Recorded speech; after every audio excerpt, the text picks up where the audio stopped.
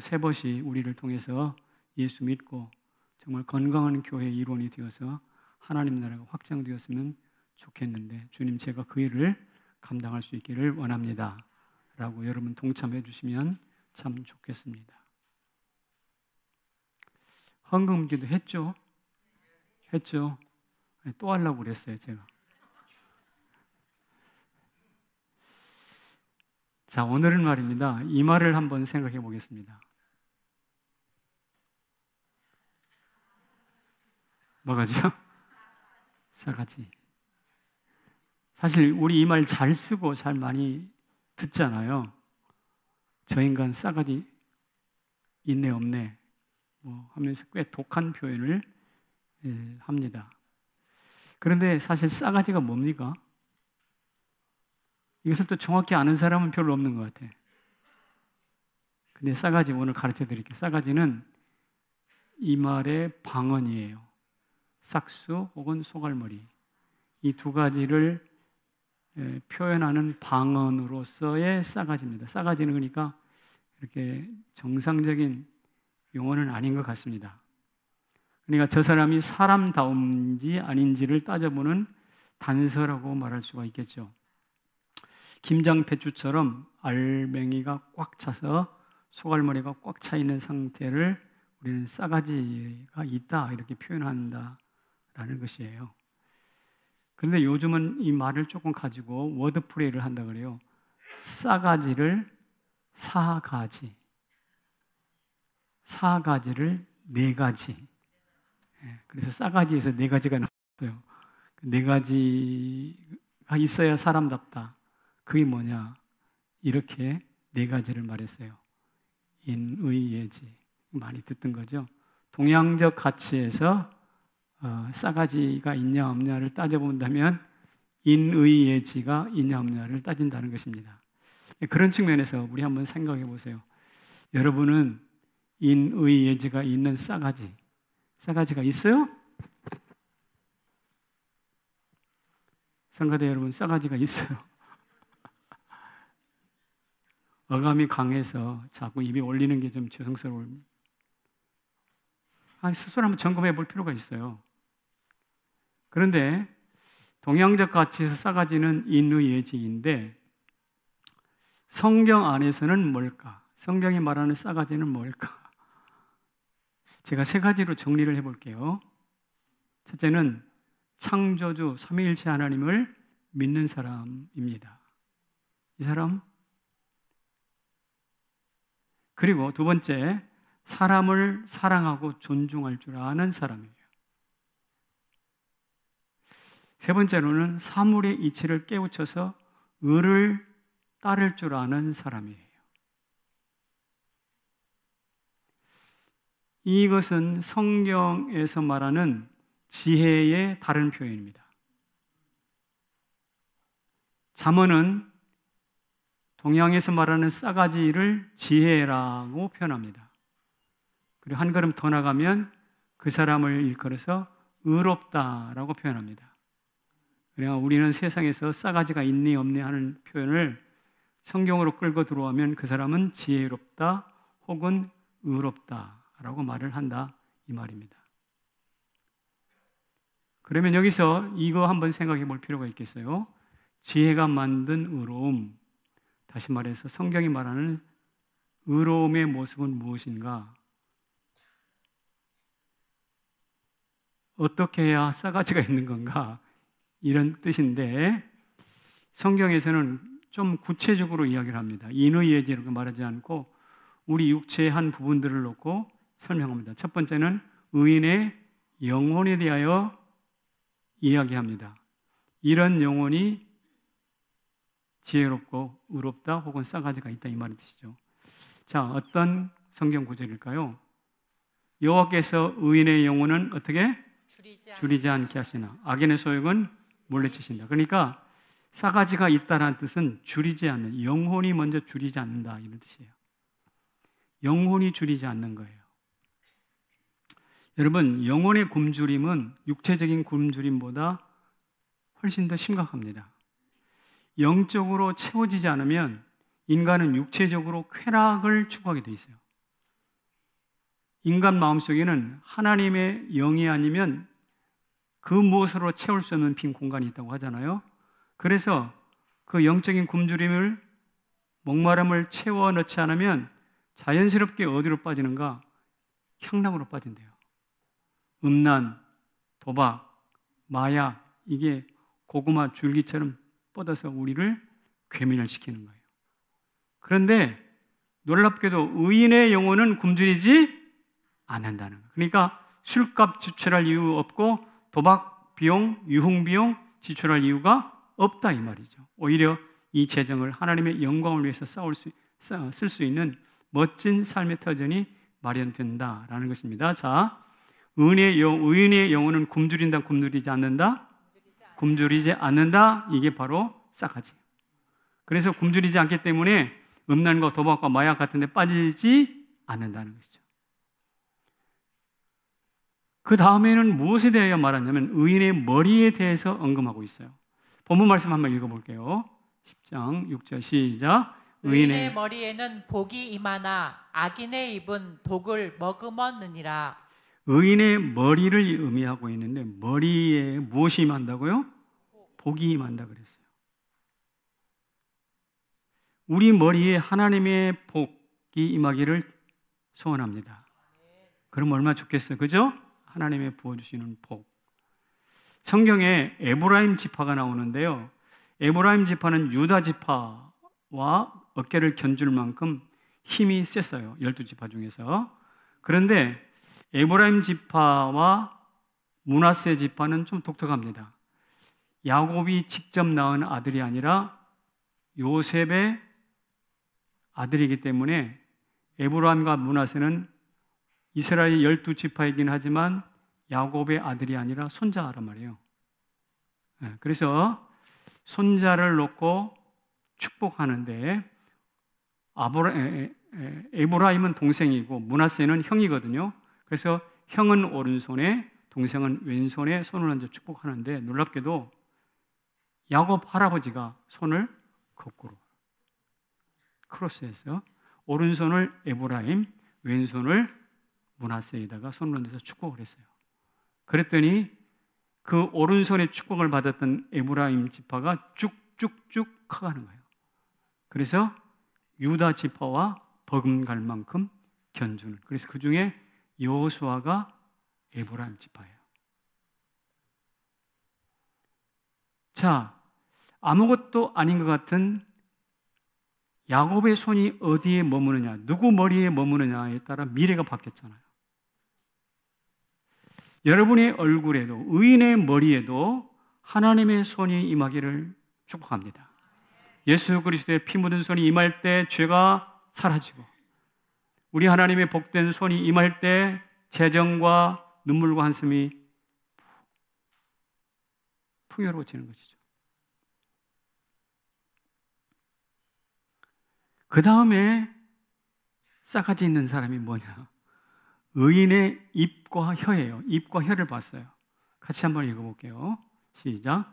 의인의 입은 생명의 샘이라도 악인의 입은 독을 머금었느니라. 의인의 입은 생명의 샘이라고 그랬어요. 의인의 입은 생명의 샘, 샘이라는 말이 중요한데, 샘은 잠깐 나오다 말라버린 게 아니라 계속해서 물이 솟아오르잖아요. 연속성입니다. 계속성입니다. 그러니까 의인의 입은 하나님의 생명을 계속해서 만들어내는 그런 역할을 한다는 것입니다. 그래서 20절에 의인의 혀를 일컬어서 수는이라 라고 말을 했고, 21절에서는 의인의 입술을 통해서 여러 사람을 교육한다 라고 말하고 있습니다. 그런 측면에서 의인의 입과 혀는 생명의 샘이다, 수는이다, 사람을 교육한다. 굉장히 중요한 기능을 하고 있습니다. 어쩌면 생명을 살리는 출발점이라고 해도 틀리지 않습니다. 그러니까요, 사람을 교육하고 수는과 같이 소중하고 생명의 샘처럼 사람을 살릴 때 그 사람은 싸가지가 있는 거예요. 마지막으로 의인의 수고입니다. 이것을 제가 손과 발이라는 말로 바꿔놨어요. 16절에 보면 의인의 수고는 무엇에 이른다? 생명에 이른다 그랬어요. 28절에 보면 의인의 소망은 무엇을 이룬다? 즐거움을 이룹니다. 그러니까 의인이 손발로 수고하면 생명이 나타나고 그 생명을 따라서 소망을 이루고 그 소망을 따라서 즐거움으로 확장되는 거예요. 그러니까 의인의 손과 발로 인해서 사람들이 살맛이 나는, 주변에 있는 사람들이 살맛 나는 거예요. 성남제일교회 수고에 의해서 성남 땅이 살맛 나는 거예요. 얼마 전에 우리 교회에서 500만 원이라는 재정을 이 성남중앙동에 흘려보냈다고 말씀을 드렸죠. 그래서 성남시민체육대회가 성황리에 잘 끝났다고 합니다. 그러니까 우리 교회 여러분의 수고와 헌신이 어느 한 사람들의 기쁨이 되어주는 거죠. 그런 측면에서는 성남제일교회는 싸가지가 있는 교회입니다. 세상 사람들이 볼 때, 자, 지금까지 제가 의인의 영혼, 머리, 입술, 손과 발을 통해서 싸가지가 있다라는 것이 무엇인지를 조금씩 살펴보았습니다. 그런데 여러분들 본문을 좀 자세히 읽어보면 오늘 성경의 기자 솔로몬이 정말 관심을 가지고 있는 부분은 머리일까요? 손과 발일까요? 입일까요? 영혼일까요? 어딜까요? 영혼일까요? 틀렸습니다. 무엇이냐면 입이에요. 입. 그래서 오늘 본문을 자세히 읽어보면 입, 입술, 혀 다 같은 입인데요. 이 표현을 다시 이렇게 분리해 가면서 다양하게 표현해 가면서 무려 15번에 대하여 15번이나 이야기를 합니다. 입, 입술, 혀, 15번. 왜 이렇게 했을까요? 한마디로 말하면 싸가지 있는 사람은 입을 조심한다는 거예요. 같이 읽어봅시다. 시작. 의인되면 언어로 나타난다. 오늘 본문의 인상 깊은 말이 입이 미련한 자라는 말이 나와요. 입이 미련한 자. 여러분, 머리가 IQ가 떨어지는 사람, 미련한 사람, 둔한 사람이라고 우리가 무시하잖아요. 그런데 그것뿐만 아니라 더 위험한 것은 입이 미련한 사람이에요. 왜냐하면 입이 미련한 사람은 경우에 맞는 말을 하지 않거든. 엉뚱한 말을 하거든. 그래서 설화를 일으킵니다. 설화. 말로 화를 입히는 거죠. 8절 9절에 보면 입이 미련한 자는 뭐 한다 그랬냐? 미련한 자는 멸망한다 그랬어요. 그러니까 입은 단순한 신체 기관이 아니라 죽고 사는 것을 결정하는 중요한 도구라 이 말입니다. 이와 비슷한 표현이 6절과 11절에 나오는데 거기서는 이렇게 말합니다. 악인의 입은 무엇을?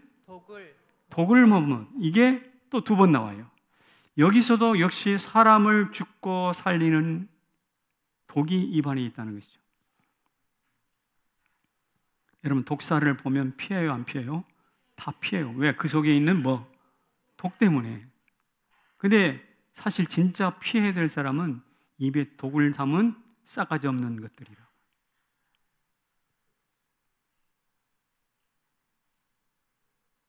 그래서 그 사람을 알려면은 그 사람이 말을 조사하면 알아요. 어록을 조사하면 알아요. 왜냐하면 말이 곧 사람이기 때문에.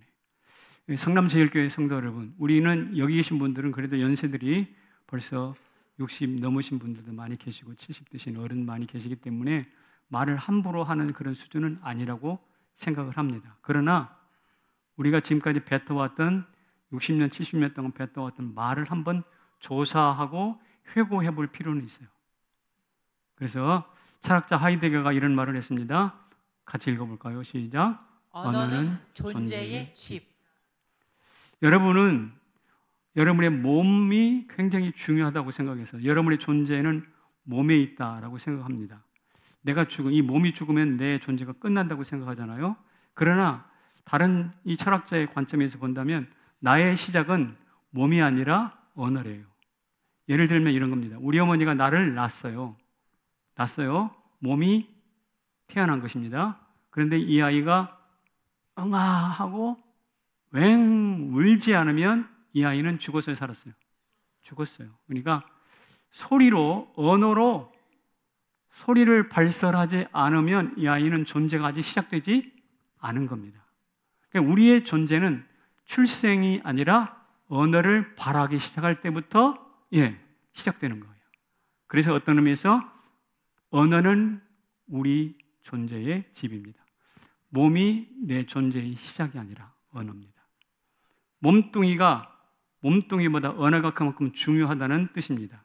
그래서 몸에 난 상처보다 말로, 그러니까 칼로 빈 상처보다 말로 상한 상처가 더 오래 가잖아요.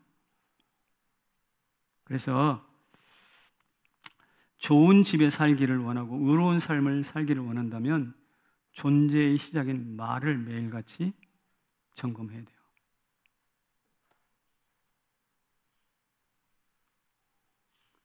오늘 본문에도 의인의 특징 중에 말을 주목하고 있는 이유가 바로 거기 있어요. 영혼도 중요하고 손과 발도 다 중요한데 왜 말을 집중하냐고요? 의인이라는 것은 바른 말을 딱딱 할 줄 아는 사람이 의인이 아닙니다. 의인은 바른 말을 하는 사람이 아니라 바르게 사는 사람이 의인이거든요. 바른 말 하는 것은 자기가 안 해도 돼. 어떤 사람은 사명감을 가지고 내가 그 말을 하지 않으면 누가 말을 해주리. 그래서 사명감을 가지고 바른 말을 하려고 하는 사람들이 종종 있는 것 같은데요. 여러분, 그것은 대단히 큰 착각입니다. 바른 말을 선포하시는 것은 하나님 책임입니다. 그래서 성경 쓰셨어요. 그래서 지금 이렇게 설교를 하는 것이죠. 우리의 임무는요, 바른 말을 하는 것이 아니에요. 직언하는 것 아니에요. 다변하는 것 아니에요. 달변도 아닙니다. 우리의 임무는 무엇이냐? 사람 살리는 생명의 언어를 말하는 것이죠. 오늘 이 시간부터 사람 살리는 생명의 언어를 말하기를 축복합니다. 바른 말 똑똑해 되는 분들이요, 나는 그런 말을 해야 직성이 풀려 라고 하면서 되는 대로 성질대로 말을 뱉어내는 분들이 계시다면 오늘 이후부터는 좀 돌아보십시오. 그러시면 안 됩니다. 누구에게 말로 상처를 준 일이 있다면 그것은 언어적 살인입니다. 그래서 거기서 나온 말이 뭐냐? 촌철살인이란 말이에요. 사람을 죽이는 데는 엄청난 무기가 필요한 게 아니라 요만한 손바닥 마디만한, 마디촌자죠, 마디만한 쇠붙이 하나면 충분히 죽일 수 있다는 뜻이죠. 그런 것처럼 촌철살인이 있는 것처럼 한마디 말이면 사람 죽이는데 충분한데 우리는 촌철살인이 아니라 살 아니야, 활인이에요. 활기가 있는, 활기백배한, 생기백배한 촌철활인으로 살리는 말을 해야 되는 것이죠. 그렇게 하기 위해서 오늘 본문이 입에 대하여 집중적으로 말씀하고 있어요. 그리고 싸가지 있는 사람이 뭐냐? 촌철살인이 아니라 활인하는 사람이에요. 성남 제일교회에 상처받고 들어온 한 분이 계시다. 근데 이 교회 오니까 모든 사람들이 서로 살리는 말을 해. 위로하고 세워주고 붙들어주고. 그러면 그 영혼이 얼굴 표정부터 바뀌잖아요. 그런 일들이 많이 나타났으면 좋겠어요. 상처받고 온 사람이 더 상처받고 이 교회는 올 교회가 아니네, 싸가지 되게 없네, 사람들이 왜 그래? 그리고 가버리는 교회가 아니었으면 좋겠어요. 그래서 해야 할 게 있습니다. 꼭 기억할 것이 있습니다. 우리 하나님은 말로 우리를 바꾸십니다. 그리고 우리의 말을 바꾸어 주시는 분이세요. 하나님이 이스라엘 백성들에게 이렇게 말씀하셨습니다. 같이 읽어볼게요. 시작. 지렁이 같은 너 야곱아, 내가 너를 이가 날카로운 타작 기계를 삼을 것이다. 지렁이를 뭐라고요? 타작 기계로 바꾸겠다는 거예요. 하나님의 이 말씀 때문에 이스라엘이 그 포로로 붙잡혔던 그 어려운 난관을 뚫고 일어났어요. 아, 나는 짓밟히는 지렁이가 아니구나. 세상 모든 나라를 한 입에 씹어 삼키는 새 타작기구나. 이거 붙들고 이겼어요. 예레미야에게 이렇게 말씀하셨습니다. 시작. 모태에 짓기 전에 너를 알았고 내가 배에서 나오기 전에 너를 성별하였고 너를 여러 나라의 선지자로 세웠노라. 그러니까 예레미야의 존재가 시작되기 전부터 알았고 성별했고 선지자로 세웠다는 뜻입니다.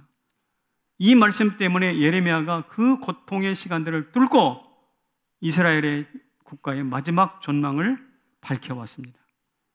이렇게 말씀을 통하여 이스라엘과 예레미야를 살도록 살려냈던 하나님이 오늘 우리에게도 말씀하셨습니다. 오늘 예배 드리기 오프닝을 할 때, 오늘 예배를 드릴 때 우리 김준 목사가 이 말씀을 선포했죠. 한번 봅시다. 뭐라고 그랬는가? 시작. 두려워하지 말라. 내가 너와 함께함이라. 놀라지 말라. 나는 내 하나님이 됨이라. 참으로 너를 도와주리라. 참으로 나의 의로운 오른손으로 너를 붙들리라. 이 말씀은 왜 하시는 걸까요? 왜 매주마다 우리는 이 말씀을 듣는가요? 하나님이 이 말씀을 통해서 우리의 삶을 바꾸시기를 원하시기 때문에 그래요. 제발 두려워하지 마. 제발 쫄지 마. 내가 늘 붙들고 있잖아. 이렇게 말씀하시는 이유는 그 하나님의 말씀으로 우리를 바꾸시기를 원하시기 때문에 그렇습니다. 그저 그냥 예배 시작하는 시간이니까 목사가 그냥 성경 구절 하나 암송하겠지 이렇게 지나가면 안 되는 거예요. 그 말씀이 여러분의 심령이 바뀌기를 축복합니다. 그래서 여러분의 언어로 다시 되짚어 나오기를 바랍니다. 세상에 정말 우울한 노래만 불러서 정말 우울한 인생을 살았던 사람이 하나 있습니다. 내가 왜 이럴까 오지 않을 사람을. 누구 노래인지 단방 알았을 거예요. 나는 어떡하라고, 나는 어떡하라고, 나는 어떡하라고. 가는 세월 그 누구가 막을 수가 있나요? 노래방 아닙니다. 이 노래 불렀던 사람입니다. 그의 아버지는 미팔군에서 노래를 하다가 약물 중독으로 죽었어요. 어머니도 역시 병약해서 병사하십니다. 천혜의 고아처럼 낭떠러지에 매달린 인생을 살았죠. 그러다가 그가 어느 날 예수 그리스도를 만납니다.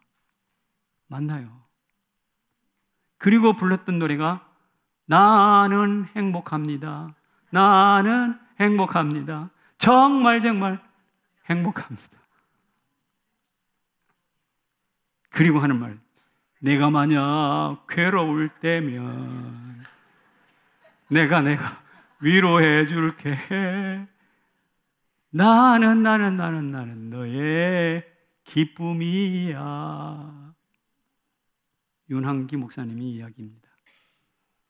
이분이 그렇게 우울한 노래를 하다가 말씀으로 사람을 바꾸시는 하나님을 만나니 그의 입에서 나온 말이 탄식이 아니라 환희고 나는 행복하다고 사람 살리는 말을 하더라고요.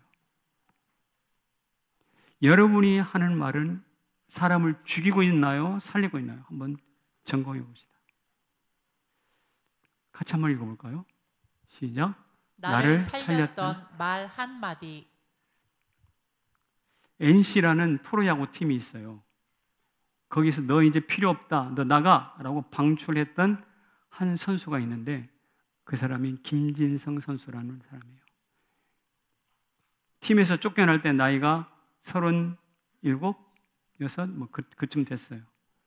그러니까 선수로서 절정기가 지났죠. 그러니 그를 데려갈 팀이 아무도 없는 거예요. 오라는 팀이 아무도 없어요.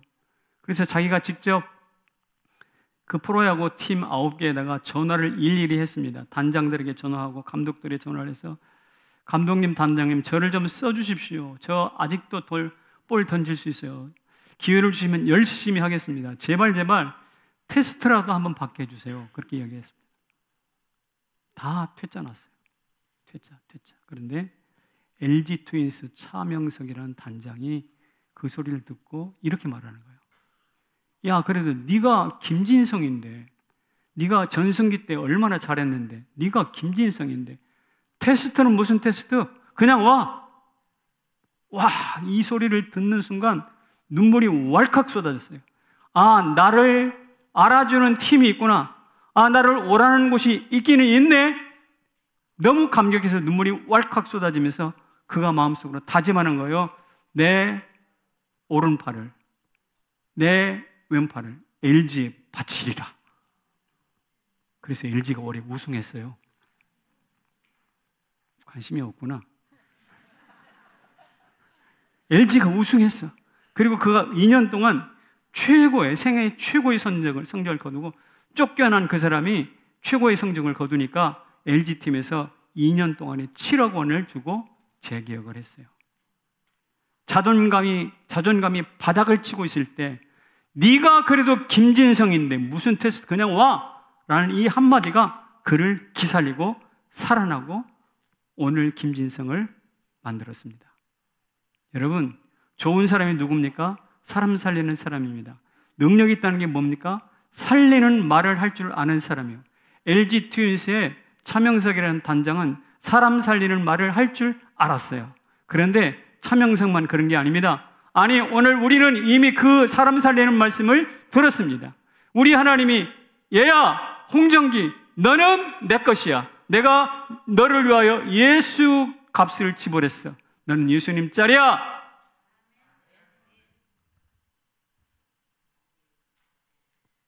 네가 김진성이 테스트는 무슨 공짜로 와, 그냥 와 하듯이 하나님이 나한테 그런 거예요. 너 천국 문 열어놓을게, 그냥 와. 저는 천국에 프리패스로 들어갈 겁니다. 부럽지 않나요? 왜? 하나님의 살리는 말씀을 하셨기 때문에. 군산에서 주한미군과 한국 여성 사이에 태어난 아기가 버려졌습니다. 부대 앞에서. 한국의 한 여인이 잠자리를 같이 해서 미군과 아이를 임신했고 그 아이를 출산했는데 기를 수가 없어서 부대 앞에다가 버린 겁니다. 부대 앞에서 아이가 울고 있으니까 이게 발견돼서 부대에 쫙 소문이 퍼졌고 부대장이 그 아이의 아버지를 찾도록 명령을 했어요. 도대체 누구인가? 수소문을 하지 않았겠어요? 결국 그 아이의 아버지가 부대장 앞에 끌려갔습니다. 말하는 거예요. 네 아이 맞지? 네. 네가 책임져. 네가 책임져. 이 한마디가 명확하게 탁 병사의 가슴에 꽂힌 거예요. 그래가지고 그 아이를 직접 자기 기를 수 없으니까 위탁시설에다가 돈을 지불하고 아이가 위탁시설에서 컸습니다. 그리고 이 병사가 미국으로 다시 돌아갈 때 이 아이를 함께 데려갑니다. 그리고 미국 가서 이 아이가 잘 커서 미군 장교가 되어서 돌아와요. 그리고 한국 여인하고 결혼해요. 그러면서 우리 일간지하고 인터뷰를 하는데 나는 이처럼 버려졌던 사람입니다. 죽음 직전까지 갔던 사람입니다. 그러나 나를 살린 한마디가 있습니다. 네가 책임져. 우리 부대장님이 네가 책임져라고 그 말씀 한마디 안 하셨다면 나는 죽었을 건데 그 말 한마디가 나를 살렸습니다. 그래서 나는 부대장님을 너무 존경합니다. 그 부대장님처럼 되기 위해서 나는 장교가 되었고 부대장님처럼 한국에 와서 나도 근무했고 그리고 저희 꿈이 있습니다. 저는 앞으로 제대했는 이준이라는 한국명 이준이라는 중령으로 제대하시고 나는 앞으로 미국 대사가 되어서 다시 올 겁니다. 너무 멋진 이야기를 하잖아요. 그러면서 하는 말이 자기를 살리는 한마디 네가 책임져. 그런데 말입니다. 우리도 누군가가 책임져 주신 분이 있습니다. 우리 주님이십니다. 우리 주님이 나를 책임져 주셨기 때문에 내가 하나님 백성 된 거 아니겠습니까? 주님 말씀하세요. 내가 너 책임져 줄게. 하나님이 너는 내 것이야. 그 말이죠. 이런 하나님의 역사가, 나를 살리는 한마디가 여러분 가슴을 깊이 물들일 수 있기를 바랍니다. 예, 다른 것은 잊어버려도 모르게 괜찮지만 그 한마디는 천국 갈 때까지 붙잡아야 돼요. 그래서 이랬으면 좋겠어요. 같이 읽어봅시다. 시작. 이런 말을 하게 하소서. 내가 누군가를 살리기 위해서 이 말은 좀 했으면 좋겠다 하는 그 한마디 말이 여러분 가슴속에 있었으면 좋겠어요.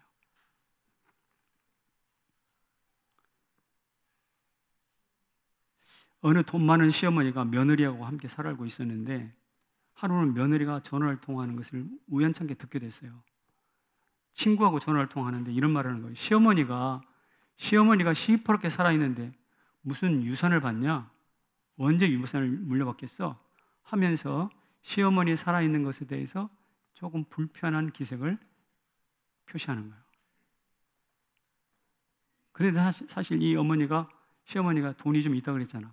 자기도 며느리랑 같이 사는 게 좀 불편했던가 봐. 그래서 집을 하나 사가지고 분가를 시키려고 마음먹고 집을 알아보고 있었는데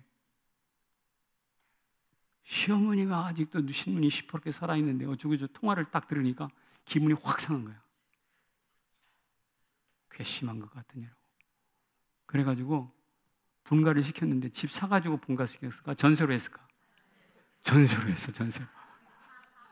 그러니까 전화 통화, 시어머니가 시퍼렇게 살아있는데 요 말 한마디로 집 한 채가 날아가 버린 거예요. 그런 거 아닙니까? 결과적으로 그렇게 된 거 아니에요. 여러분, 말 한마디로 천냥빚을 갚는다고 했는데 말 한마디가 집 한 채가 아니라 인생 전체를 살릴 수도 있고 죽일 수도 있어요. 우리 살리는 말 할 수 있기를 바랍니다. 그 살리는 말이 무엇일지 여러분 고민하면서 하나님께 여쭈세요. 황창현 신부라는 분이 계시는데 그분 돌아가셨어요. 근데 그분이 말에 대해서 많은 강연을 하셨더라고요. 그분에 의하면 말이 3등급, 황창현 신부예요. 말이 3등급이 있대. 가장 높은 말씀이 있고, 두 번째는 말씨가 있고, 세 번째는 툭툭 던지는 말투가 있대. 말씀이 뭐냐? 사람 살리는 가장 고급 언어예요. 말틴 루터 킹 목사가 연설했잖아요. I have a dream. 나는 꿈이 있습니다. 어떤 꿈입니까? 사람이 피부 색깔이 아니라 인격과 삶과 능력으로 평가받는 그런 나라를 꿈꾸는 것입니다. 언젠가 흑인 소년 소녀들이 백인 소년 소녀들과 함께 손잡고 형제 자매가 되는 날을 꿈꾸고 있습니다. 유명한 연설이거든요. 근데 그 연설이 세계 많은 사람들에게 회자가 되었고 그로부터 수십 년 후 미국 대통령 중에 흑인 오바마 대통령이 나옵니다. 그러므로 오바마는 괜히 나온 게 아니라 어때요? 루터킹의 연설의 한 결과일 수 있어요. 살리는 대통령을 만드는 연설입니다. 영국 처칠 수상이 2차 대전 중에 독일에게 피폭당하고 있었어요. 지금 하마스가 이스라엘에 막 폭격당하고 있잖아요. 그런 것처럼 폭격당하고 있었어요. 영국이 독일한테. 여기저기 포탄이 떨어질 때 방공으로 도망가지 않고 처칠이 거리로 뛰쳐나갑니다. 그리고 거리에서 직접 라이브 방송을 해요. 그때는 라디오 방송인데요. 라디오로 국민 연설을 합니다. 뭐라고 연설을 하는가? 나는 싸울 것입니다. 도시에서 싸울 것이며 시골에서도 싸울 것이며 하늘에서도 싸울 것이며 지하 벙커에서도 싸울 것입니다. 나는 끝까지 싸울 것입니다. 이런 유명한 연설을 했는데 이로 인해서 영국 사람들이 도망가기 바빴는데 다시 하나로 뭉치기 시작했어요.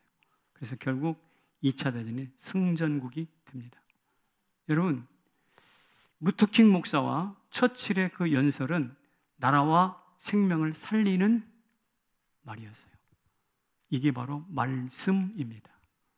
우리도 말씀 수준의 품격 있는 말을 할 수 있기를 바랍니다. 시가 되는 말시도 있어요. 이 황신보가 저 충청도 어느 지역에 가서 손 얹고 어느 학생을 축복기도 하는데 그 손을 붙잡고 이렇게 이야기했대요. 야, 내 손은 아픈 사람 수술해주는 외과 의사 손 같구나. 어찌 하다 보니 그렇게 축복을 했대요. 그리고 잊어버렸어요. 그런데 어느 날 꽤 시간이 흐른 후에 미국 뉴저지에 가서 한인 교포들이 모인 곳에서 강의를 하는데 어느 한 학생이 아니라 어느 한 남자가 달려와가지고 목사님, 아니 신부님이죠. 신부님 안녕하십니까? 반갑습니다. 누구시죠? 저는 말이죠. 저 충청도에 있어. 신부님이 축복해주는 손을 내 손은 외과 의사 손 같다고 축복해주는 손 붙잡고 제가 공부 열심히 했어요. 손 볼 때마다 내 손은 무슨 손? 외과 의사 손. 근데 잠도 안 자고 또 졸릴 때마다 손 바르고 내 손은 무슨 손? 외과 의사 손. 그래가지고 뭐 열심히 공부해 결국 미국 뉴저지에서 의사로 일을 하더라는 거예요. 그래서 이 황창현 신부가 깜짝 놀랐어요. 자기는 무심결에 그저 지나가는 말로 네 손은 외과 의사 손이다라고 축복했는데 그게 시가 되어서 정말 외과 의사를 낳더라는 거죠. 여러분, 내가 하는 말도 똑같이, 여러분이 하는 말도 똑같이 그렇게 시앗이 될 줄로 믿습니다. 그런데 제일 해서는 안 될 말투예요. 그는 툭툭 던지는, 마치 돌멩이 던지듯 툭툭 던지는 이야기인데요. 그거 맞고 고통하는 사람들 참 많습니다. 어느 방송사에서 밥을 지어가지고 한 그릇에다 두 그릇을 담고 하나에게는 막 욕을 했대죠. 미워, 썩어, 떠져, 뭐 이런. 하나는 네가 있어서 참 든든해, 사랑해, 축복해. 시간이 흐른 다음에 열어보니까 저주했던 곳에는 곰팡이가 났고, 축복했던 곳은 발효가 됐대잖아요. 발효. 이게 뭘까? 언어의 힘이라는 이야기를 하는 것을 들었습니다. 여러분, 우리도 그냥 생각나는 대로 툭툭 던지는 말투의 사람이 되지 않기를 바랍니다. 말씀의 사람이 되기를 축복합니다. 그리고 말씨가 되는 건강한 씨앗을 뿌리는 말씨의 사람이 되시기를 바랍니다. 우리 장로님들하고 제가 1부하고 2부 예배 사이에 허리를 90도 각도로 꺾고 하는 인사가 있다고 그랬죠? 뭐죠? 사랑하고 축복합니다. 존경합니다. 사랑하고 축복합니다. 존경합니다. 한 주도 빠진 적이 없습니다. 우리 옆에 계신 분들에게 이렇게 인사합시다. 사랑하고 축복하고 존경합니다.